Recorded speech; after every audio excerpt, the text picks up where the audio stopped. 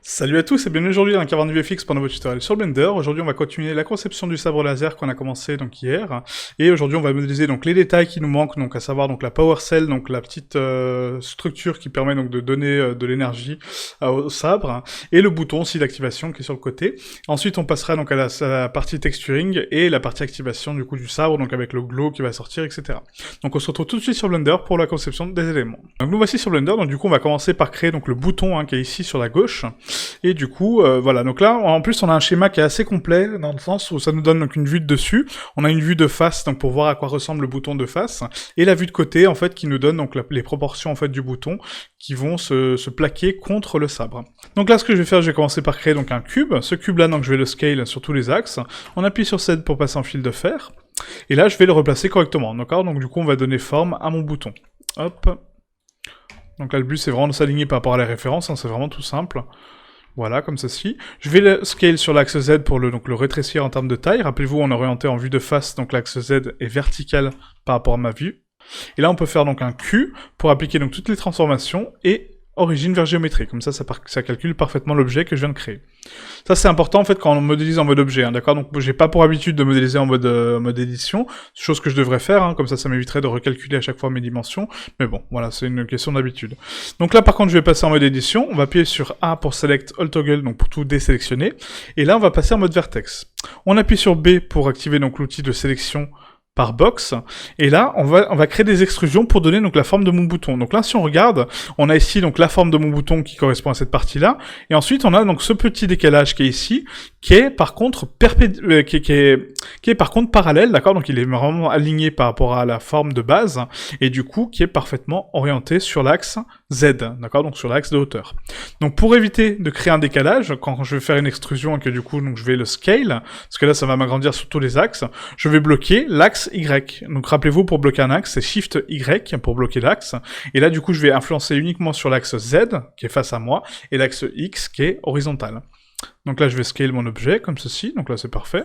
On continue mon extrusion sur l'axe Z cette fois-ci, parce que là, j'ai les bonnes dimensions, d'accord? Donc là, si on regarde mon objet, vous voyez qu'en fait, le décalage est uniquement sur les côtés et pas sur le dessus. Donc ça, c'est important. Et ensuite, par contre, là, j'ai un décalage sur le dessus, vous voyez. Donc là, j'ai un décalage qui va partir donc vers le haut, et du coup, qui va donner une forme à ma pièce. Donc pour ce faire, on va créer une extrusion. Cette fois-ci, je ne bloque pas d'axe. J'appuie sur S pour scale, et là, on va l'agrandir sur tous les axes. Hop. Ce qui me permet également donc de créer mon décalage sur le haut, et du coup, donc de créer la forme qui est ici, d'accord? Donc la forme de décalage qui est là. Maintenant, je peux continuer mon extrusion. Donc on va l'extruder sur l'axe Z. On le prolonge vers le bas. Et voilà, j'ai créé mon bouton. Donc maintenant, pour créer donc la rainure qui est ici donc sur mon bouton, parce qu'on voit qu'il y a un décalage donc à ce niveau-là, au niveau de la référence, ça veut dire que mon bouton, donc le bouton qui est ici, il est incrusté dans ma forme. Donc pour ce faire, on va créer donc un autre cube, encore une fois, donc Shift A, cube. On va le scale, encore une fois, voilà. Je vais le placer en fonction de mon bouton, donc par rapport à ma référence, toujours. Voilà. Hop, on l'agrandit un petit peu sur l'axe X. On va le décaler sur l'axe Z, donc pour le rapprocher un petit peu de ma forme, voilà, comme ceci. Et le but, c'est pas de créer, donc encore une fois, une jonction avec l'arête qui est ici, c'est toujours créer un décalage, rappelez-vous, pour créer justement donc le semblant que c'est un assemblage et que c'est pas une soudure. Très important. Donc maintenant que j'ai créé donc mon objet qui va interagir avec mon bouton, je vais pouvoir donc le scale sur l'axe Y, parce que là du coup on a un décalage, vous voyez, mon cube n'est pas assez grand pour couper l'entièreté de mon objet, donc on va faire SY pour le scale en fait sur l'axe Y, et on va le prolonger vers l'avant. Donc peu importe si vous le dépassez, vous pouvez le dépasser même de 15 mètres, c'est pas important, on le dépasse autant qu'on veut, comme ceci, et là j'ai créé mon objet de boule. Je vais appuyer sur Q pour lui appliquer donc les transformations, calculer son origine vers sa géométrie, pareil pour mon bouton, on va recalculer du coup ses transformations et son origine vers la géométrie, et là je vais pouvoir créer mon boule, donc mon boléen. Donc pour ce faire, rappelez-vous, on l'a déjà fait sur le sabre, on sélectionne l'objet qui va couper ma forme, on sélectionne la forme à couper, on va ici donc dans Objet, Boule Tool, et je vais créer une différence. Ce qui va pour but donc de séparer mon cube qui me permet de créer cette différence, et de couper dans mon objet. Voilà, donc là c'est parfait. Maintenant que j'ai créé donc la rainure qui va contenir mon bouton, je vais créer mon bouton. Donc Shift A, Mesh, Cube, encore une fois, on va le scale, voilà. Hop, je vais passer en fil de fer pour avoir ma référence à l'arrière. Je vais replacer mon cube correctement. Et mon cube va me servir donc de base pour mon bouton. Donc toujours prendre en compte les arêtes et du coup créer encore une fois un décalage. J'insiste vraiment avec ça, mais c'est important. C'est pour créer vraiment donc l'illusion que le bouton est qui peut bouger en fait. Et que du coup on peut le déplacer, qu'il n'est pas soudé à la structure. Voilà, donc là pareil, je vais créer un décalage sur les côtés. Hop, je vais le décaler un petit peu sur l'axe X, comme ceci. Donc là ça me paraît pas mal. Et là, c'est un petit peu trop, donc on va le décaler encore un peu sur l'axe X. Voilà. Là, c'est pas mal. Ok. Maintenant, je vais le scale sur l'axe Z, qui est face à moi. On le réduit. Je le déplace pour avoir ma référence. Voilà. Et là, je peux le placer correctement. Comme ceci. Tac. Donc là, mon décalage est un petit peu trop grand. On va le redéplacer un petit peu. Je vais l'agrandir sur l'axe Z. Voilà. Encore un peu. Et je vais le décaler sur l'axe Z. Voilà. Donc là, c'est parfait. Donc j'ai modélisé mon bouton. Et là, si je regarde, il n'est pas encore à la bonne taille. Donc à moi de créer, donc encore une fois, un scale sur l'axe Y pour l'agrandir. Le prolonger, encore une fois, laisser donc un décalage, parce que je veux du décalage sur mon bouton pour créer, encore une fois, la notion d'assemblage. Donc je l'agrandis à hauteur que je souhaite. Et là, c'est parfait. Voilà. Maintenant que j'ai créé ma pièce, j'applique donc sa transformation et j'applique sa géométrie. Là, pareil pour mon bouton, toujours faire ça, c'est très important. C'est vrai que moi, parfois, j'oublie, en fait, et du coup, c'est vraiment très très important de recalculer vos origines et votre géométrie à chaque fois, parce qu'on travaille beaucoup en mode objet, et j'ai pas tendance à travailler en mode édition. Donc là, c'est bon. Donc maintenant qu'on a mon bouton et la structure de mon bouton, on va pouvoir donc sélectionner les deux parties. CTRL-J pour les assembler, pour créer donc une seule entité, que je vais renommer donc ici bouton. Voilà, donc là c'est mon sabre, donc je n'ai pas renommé les éléments. Sabre, voilà. Et là je vais pouvoir donc maintenant orienter mon bouton correctement. Donc je passe en vue de face, j'appuie sur R pour le tourner sur l'axe X, donc RX, 90 degrés. Donc là il est inversé, donc il faut que j'appuie sur moi pour le mettre face à moi, comme ceci, Voilà. Et là je vais pouvoir donc l'orienter sur l'axe Z pour le placer correctement par rapport à ma référence, et l'augmenter en termes de taille sur l'axe Z, encore une fois. Donc là je vais repasser un fil de fer pour avoir donc une base. Hop, voilà, et là ça me paraît plutôt pas mal. Voilà, donc après on n'est vraiment pas au millimètre près, donc la référence est vraiment là, c'est une référence. Hop, voilà, donc là c'est parfait. Maintenant je veux orienter donc mon bouton pour le plaquer contre mon sabre, donc on va faire R pour le rotate, Z pour l'axe Z, mais avant ça, encore une fois, n'oubliez pas d'appliquer la transformation qu'on vient de faire, puisqu'on vient de le tourner, et on vient de l'augmenter, et l'origine vers la géométrie. Donc RZ, 90 degrés, en négatif encore une fois pour l'orienter sur la gauche, donc en négatif, et du coup je le déplace sur l'axe X pour le coller parfaitement sur ma structure. Donc là on voit qu'en fait ma référence ici, donc la référence qui est là, le bouton en fait donc n'est pas aux bonnes proportions. Donc là j'ai bien mon décalage, mais mon décalage ici est trop important par rapport à la forme. Donc ce que je peux faire pour remédier à ça, c'est tout simplement passer ici en vue de face, sélectionner mes faces donc qui sont modifiées, d'accord, donc les faces qui sont ici. Donc là la déplacer sur l'axe Z, d'accord, donc la remonter pour la plaquer parfaitement contre mon bouton. Donc là c'est parfait. Hop, et faire la même chose pour le bas, d'accord, donc sélectionner donc les deux faces du bas, G, Z, et du coup je les déplace sur le bas. Voilà. Encore une fois un petit contrôle, toutes les transformations, origine vers géométrie, et là c'est parfait, mon bouton est modélisé. Voilà. Donc là je vais le rapprocher donc parfaitement de mon sabre, voilà comme ceci, donc là c'est pas mal, je pense qu'il est vraiment trop peut-être rapproché, on va le rapprocher vraiment à la limite. Voilà comme ceci, hop, voilà, donc là ça me paraît pas mal. Et maintenant je dois prolonger donc mes vertex qui sont ici pour également qu'ils interagissent avec le sabre. Donc là, ce qu'on va faire, on va passer donc en mode arête. On sélectionne donc les arêtes que je souhaite transformer. Donc là, c'est ces zones-là. Hop, là c'est parfait. Voilà. Et du coup, donc je vais les extruder ou tout simplement les déplacer donc sur l'axe X, donc GX. Et du coup, je vais les ravancer pour qu'ils aient une union parfaite avec mon sabre, d'accord, qui rentre vraiment à l'intérieur de mon sabre, c'est important. Maintenant que j'ai créé donc cette union, je vais pouvoir sélectionner donc mon bouton et mon sabre. On va ici donc dans Objet et je vais créer une union. Ce qui va pour but donc de supprimer les vertex qui ont été générés donc par l'intérieur, d'accord, et du coup créer une réelle union avec mon mesh. Là, ça m'a créé donc des vertex supplémentaires qui donnent parfaitement, vous voyez la courbure, donc l'interaction avec mon sabre, et du coup là mon bouton est vraiment soudé à ma forme et fait vraiment partie de mon sabre. Voilà. Maintenant je vais repasser donc en fil de fer, on va analyser un petit peu donc les vertex. Donc là on voit qu'on a encore un décalage par rapport au bouton, qu'il n'est pas parfaitement qu'il n'est pas parfaitement modélisé. Donc là, pour cette partie-là, oui. Par contre, cette arête est un petit peu trop avancée, d'accord? Elle est un petit peu trop reculée, du coup. Donc pour la déplacer, on va sélectionner mon objet. Je sélectionne ici, donc, l'outil arête. Je sélectionne ici, donc, mon arête. Donc Shift, Alt, clic droit pour sélectionner la boucle complète de l'arête. Très important, hein. Très important, comme ceci. Et là, je peux la décaler sur l'axe X, donc GX, pour la décaler sur l'axe X, et du coup la replacer correctement. Voilà. Donc là, c'est parfait. Maintenant que j'ai créé ça, donc on va pouvoir créer donc mes boutons. Donc je vais replacer mon curseur ici, donc au niveau du bouton.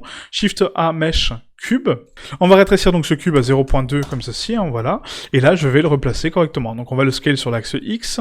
On va le scale un petit peu sur l'axe Z, voilà, comme ceci. Je vais le placer plus ou moins par rapport à ma référence, comme ceci. On le réduit sur l'axe Z, encore une fois. On le réduit un petit peu sur X. Voilà. Et là, c'est parfait. Voilà, donc là, j'ai créé donc mon bouton. Maintenant, je vais regarder un petit peu donc la profondeur qu'il a. Donc là, on voit qu'elle est beaucoup trop grande. Donc je vais le réduire sur l'axe Y. Et je vais le réduire, voilà, à hauteur de mon bouton. Donc là, j'ai vraiment une référence de décalage qui est ici.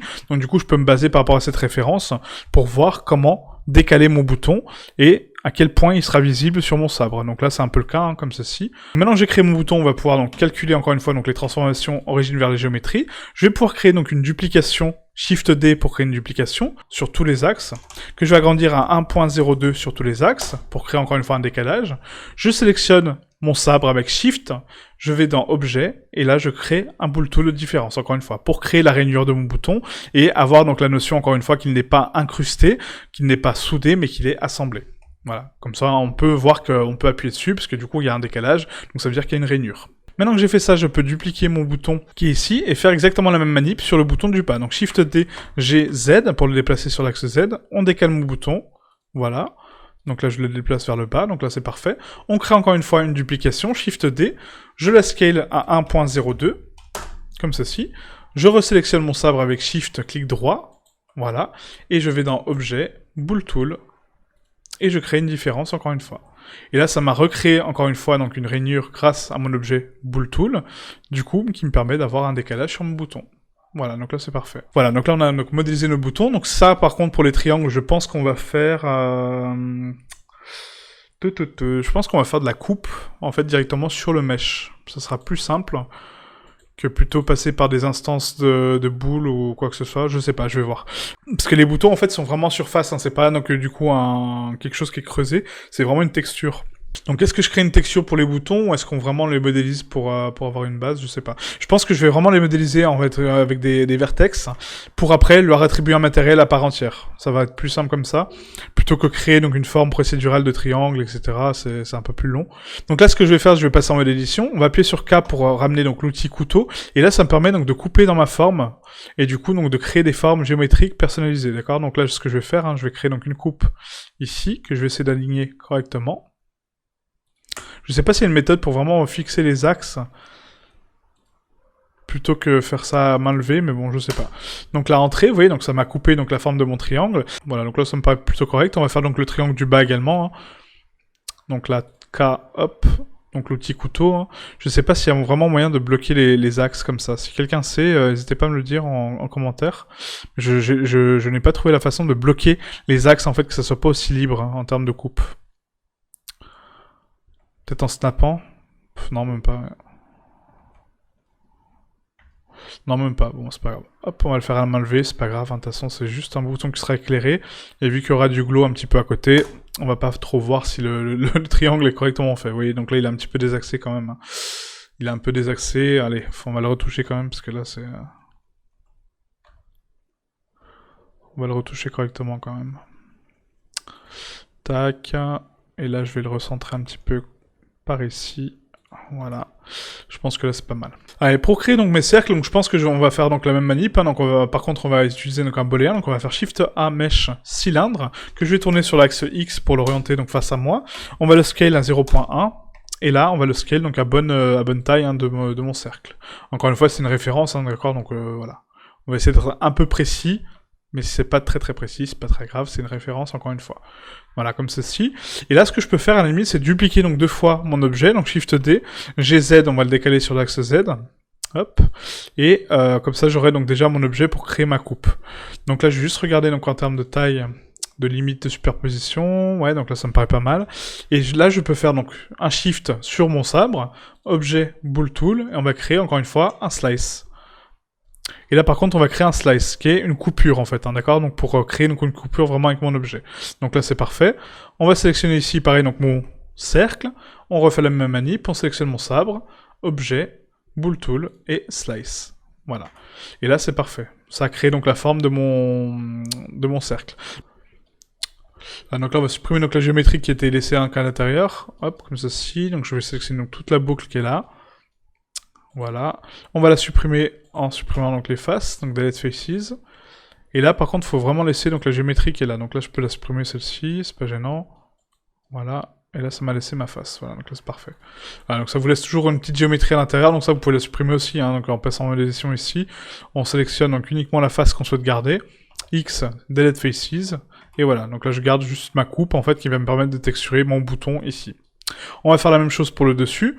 Donc là, je passe en vue interne. Hop. Là, on sélectionne donc uniquement donc, les boucles. Donc là, on va appuyer sur L. Je sélectionne donc la face que je souhaite garder, avec Shift hein, pour l'enlever. Je supprime les faces. On repasse ici sur mon sabre, on appuie sur Tab, on sélectionne donc les faces que je ne souhaite pas, comme ceci. Hop, toujours avec CTRL hein, pour garder donc une sélection uniquement sur la zone où vous êtes, et du coup avec les objets liés. Et on va faire un X, delete faces, voilà. Et comme ça, je garde uniquement la face qui est ici, d'accord?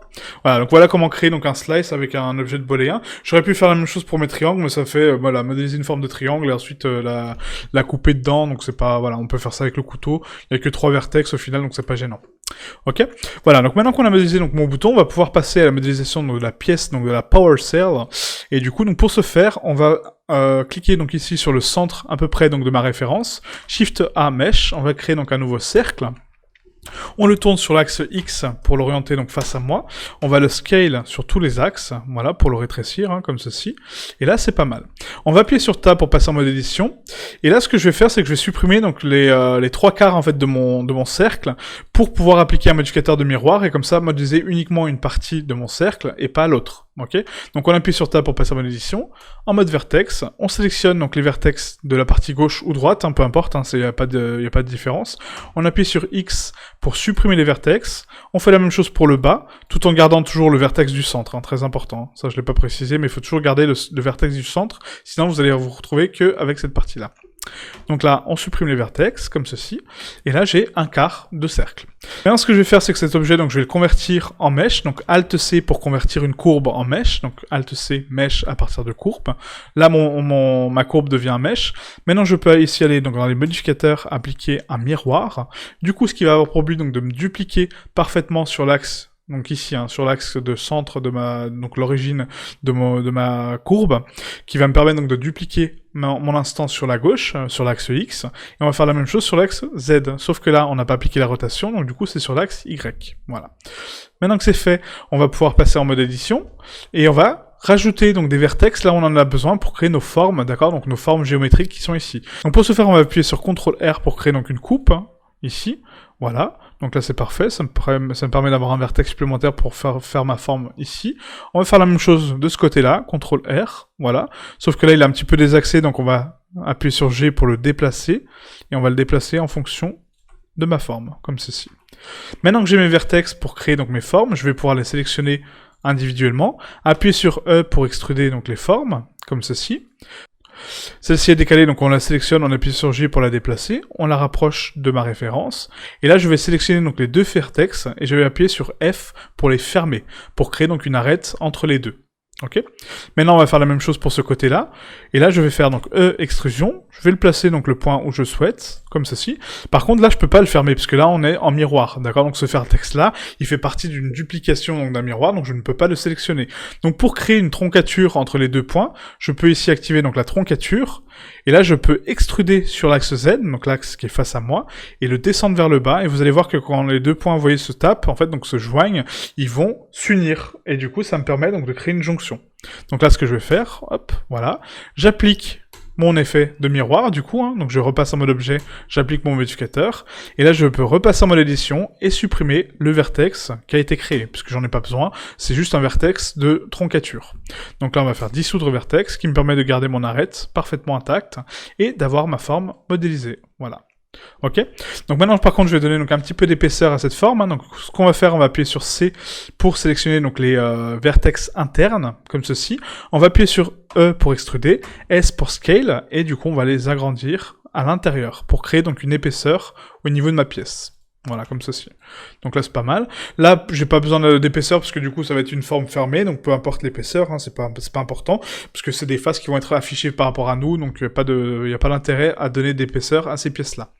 Donc ce qu'on peut faire maintenant, c'est qu'on a créé notre forme de base, on peut appuyer sur Tab pour passer en mode édition, A pour tout sélectionner, et extruder donc cette forme-là sur l'axe Y, donc l'axe face à nous. On va donner pour l'instant une valeur donc de 0.5, pour lui donner donc une longueur de 0.5. Ok, donc ça, après cette longueur-là, on va la modifier. Maintenant que j'ai créé donc ma forme, on appuie sur Tab pour repasser en mode objet, R pour rotate, X pour l'axe X, 90 pour l'orienter donc sur l'axe X, et là on va faire donc un Q pour appliquer donc les transformations et recalculer l'origine de l'objet. Maintenant je repasse en fil de fer, je vais décaler ma pièce sur mon sabre, voilà, donc au centre de mon sabre, hein, plus ou moins, et là je vais la scale dans la bonne proportion, pour avoir donc quelque chose de cohérent. Hop. Donc là, je vais me fier plus par rapport à mon objet qu'à la référence, hein, d'accord, pour avoir vraiment une zone de jonction qui est propre. Et là, on peut voir qu'il est désaxé, hein, donc mon objet. Donc ce que je peux faire, en fait, pour l'axer correctement, j'appuie sur Shift-C pour replacer mon curseur au centre de la scène, parce qu'on s'est basé par rapport au centre de la scène pour construire notre objet, donc on sait qu'il est parfaitement orienté. Et là, je peux aimanter ma sélection vers mon curseur, et la redéplacer sur l'axe Z, et maintenant je sais qu'elle est parfaitement axée. Ok ? Donc là c'est parfait, on va donc la replacer correctement, voilà, et là je pense qu'elle est un petit peu trop grande encore, quoique, ouais non c'est pas mal, hein. Là c'est pas mal, ouais, là c'est pas mal. Là ça me plaît beaucoup, on a quand même donc une différence ici donc de décalage, hein, pour créer donc cette notion de jonction, plutôt que d'assemblage, donc ça c'est vraiment, vraiment beau, et du coup ça me plaît pas mal, ouais. Ça me plaît pas mal.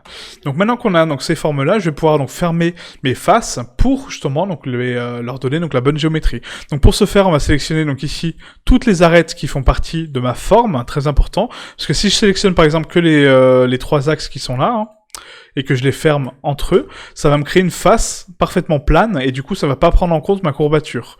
Alors que en revanche, si je sélectionne tous mes vertex et que je fais F pour les fermer, ça prend en compte ma courbature, donc du coup j'ai la bonne forme qui est créée. Ok. Donc là on va faire ça pour toutes les pièces, hein, d'accord. Donc là je vais mettre en accéléré le temps que vous fassiez ça de votre côté, en sachant qu'il faut les faire pour les parties du dessus et les parties du dessous, très important. Si vous avez du mal à voir votre géométrie, n'oubliez pas que vous pouvez cacher donc votre sabre, hein, au complet, et du coup uniquement influencer sur cette pièce, hein. Ça c'est pas gênant. Voilà, donc là mes faces sont fermées, donc je peux réafficher donc tous mes éléments, et du coup on va quand même renommer les pièces, hein, parce que là c'est... Je regarde juste la référence une dernière fois pour voir un petit peu donc la pièce qui est ici. Ah oui d'accord, donc oui, j'avais oublié que les axes étaient fermés sur eux-mêmes. Donc là pour ce faire en fait, hein, c'est très simple, on va repasser ici donc avec la référence, je vais passer donc en mode solide, et du coup on va sélectionner donc les faces de notre pièce, hein, d'accord, donc celle-ci, et on va les scale, tout simplement pour les réduire et les mettre à la bonne taille. Donc on sélectionne toutes les faces qu'on souhaite scale, comme ceci. Voilà, donc là je pense que j'en oublie aucune. Non, c'est bon. Là je scale toutes mes faces sur l'axe Z, hein, d'accord. Très important de bloquer donc l'axe Z, donc vous faites S, Z, et du coup vous les réduisez, donc voilà, à hauteur de votre référence, hein. Donc là ça me paraît pas mal, comme ceci. Hop, là je repasse en mode solide, et voilà. Donc on a notre pièce, notre Power Cell, qui est magnifiquement modélisée. Ok. Voilà, donc là c'est parfait. Donc maintenant qu'on a fait ça, on va pouvoir renommer un petit peu nos éléments, parce que là c'est un petit peu le cafouillis. Donc là on va mettre Power Cell. Hop, excusez-moi pour les majuscules, du coup j'avais pas vu. Hop, voilà. Ensuite donc notre cube 1, ça va être donc le bouton. On peut ramener ça bouton on, hein. Je sais pas du tout, hein, si c'est vraiment le bouton on ou off, hein. Je sais pas comment fonctionne le sabre, mais on va dire que c'est ça. Hop, le Power Cell, donc le sabre 1, sabre 2, donc là c'est sabre 1, sabre 2, donc ça c'est les instances de raid que j'ai créées, donc là on peut les unir directement à mon sabre principal, donc on sélectionne les deux parties, hein, avec CTRL, et la dernière le sabre, et on fait un CTRL J, d'accord, pour unir donc les parties, et je garde toujours ma géométrie, que je pourrais influencer avec des textures, ok. Donc ça c'est parfait. Le bouton Il est parfaitement modélisé, donc ça aussi on peut à la limite l'unir hein, au bouton global, ou au sabre, je sais pas. Je sais pas. Ouais, si, je peux les unir. On va les unir, de toute façon, c'est pas grave. CTRL J encore une fois, voilà. Et là, je garde toujours mes références. Et la PowerCell, pareil, on va l'unir à mon sabre. CTRL J pour l'unir. Voilà, donc là, c'est parfait. Ok, donc maintenant qu'on a modélisé donc notre PowerCell, notre bouton, on va passer sur la troisième partie, donc le texturing, comment texturer donc tout ça, comment attribuer donc différents matériaux, comment jouer un petit peu avec l'éclairage et les lumières pour avoir un joli rendu, et après on fera donc l'allumage du sabre à la fin. Ok, donc merci à vous d'avoir suivi cette vidéo. J'espère que cette série vous plaît. Hein, voilà, donc je sais que c'est pas très original de faire un sabre laser, il y en a beaucoup d'autres qui l'ont fait, mais bon voilà, c'est un élément comme un autre, et du coup ça me permet de vous montrer des techniques de modélisation. Donc c'est peut-être pas les meilleures, c'est peut-être pas les plus simples, mais en tout cas c'est celle que j'utilise moi pour mon travail, et puis voilà, donc ça vous permet de modéliser l'objet, et le résultat est là, donc c'est ce qui compte. Donc merci à vous, et je vous dis à très bientôt pour la partie 3, donc le texturing du sabre. Ciao ciao.